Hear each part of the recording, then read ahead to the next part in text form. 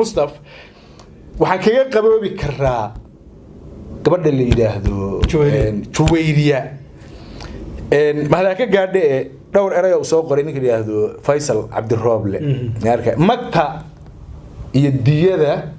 gabadha la yiraahdo Juwayriya waa in ay jigjiga ku xorowdo intaas aan rabnaanay jigjiga say ugu xoroobaysaa aeroportka waa in la geeyo ciidan Soomaaliya haday doonaan federaal ha noqdaan qof Soomaaliya irid kama gali kara garoonka jigjiga hadda isba soo kara qof Soomaaliya oo loo ogol yahay garoonka in uu tago tigirka markaad goosato gacanta laga galinayo su'aal lagu leeyahay hore u su'aal lagu leeyahay yani inaad istagto meelaha dhowrto lama ogol ka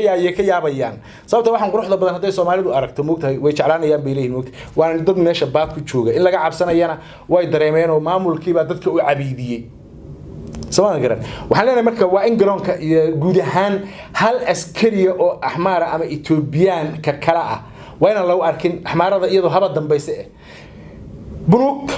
أنا وما برهبنا بنوك تاني إثيوبيا هلا قدم بشري هديك اللي وإنها ضد سوماليا اللي هو ريتشي أقوان تهذا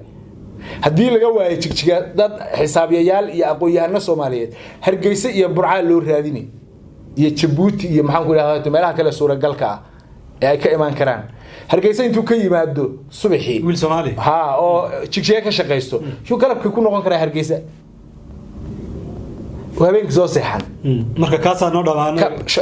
ما بقى في جرينا يزيد بيه حمار دبق جابان ماشان فديه وأنا جرينا نبغى حكوها ضيو وإذا نقل يزيد أوكي بحكوا صار دمان هي ده الدولة ده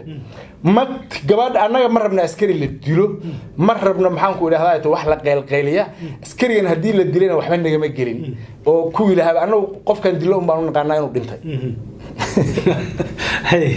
كي شعب قدره ها بانون قناين وبنتها شن بقول قف هذه إثيوبيا دشوا لما الدولة دشوا مستفيد دلهم وحنا نجمع جرين سواء كذا مركا أنت هنقاري إن أنا يحل جنايا dhiigi gabadha waa in isbedel lagu dareemo oo jijiga ku xorowdo oo bangiyada iyo power light-ka iyo maxaan ku yiraahdaa telecommunication-ka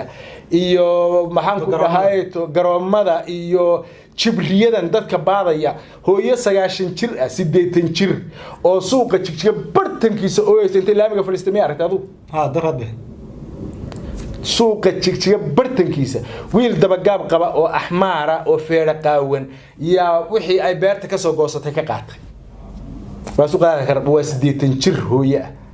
kay dhashay baa ciraystay oo gabadhay dhashay baa dhalmadeysay wax u heelinayna mala gunnimadaas bal u yaraan dhiiga gabadha Juwayriya la yiraahdo waa in waa hadalkii Faisal lagu helo isbedel